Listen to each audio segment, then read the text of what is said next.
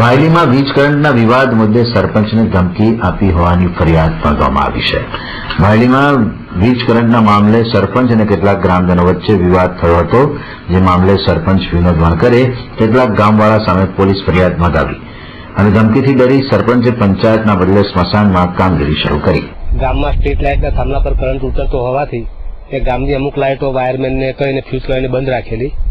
એના અનુસંધાને ગામમાંથી 24 તારીખે રાતના 9:30 થી 10ના ગાળામાં ગામના લગભગ 50-60 નવયુવાનો બાઇકો પર ઓડાબંધી બૂમાબૂમ કરી પિચકારીઓ પાડી અને આવેલા અને આખા ગામની લાઇટોના ફ્યુઝ કાઢેલા, જેવા કે લીમડી ચોક, સરદારનગર, આંબેડકરનગર અને ઇન્દિરા ચોકના ફ્યુઝ કાઢીને આખા ગામમાં અંધારપટ કરેલો.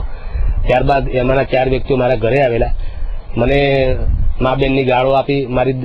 મારા દીકરા દીકરીઓ હતા, મારી વાઇફ પણ ત્યાં હતી, આજુબાજુ લોકો સૂતેલા હતા.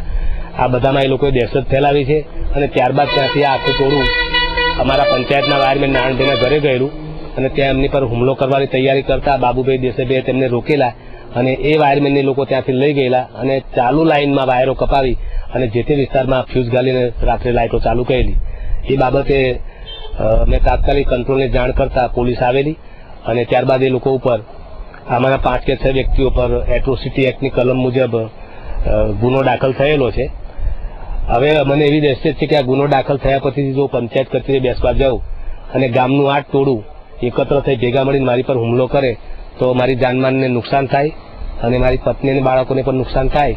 એટલા માટે હું સાવચેતીના પગલા રૂપે અહીંયા સ્મશાનમાં બેસી અને પંચાયતની કામગીરી કરું છું, કારણ કે અત્યારે શૈક્ષણિક સત્ર ચાલે છે એટલે બાળકોને કે બીજા અન્ય દાખલા માટે કોઈને તકલીફ ના પડે એટલે વૈકલ્પિક ધોરણે અહીંયા હું મારા સાથીઓ સાથે બેઠેલો છું અને છેલ્લા 5 દિવસ ત્યાં કામગીરી અહીંયા કરું છું.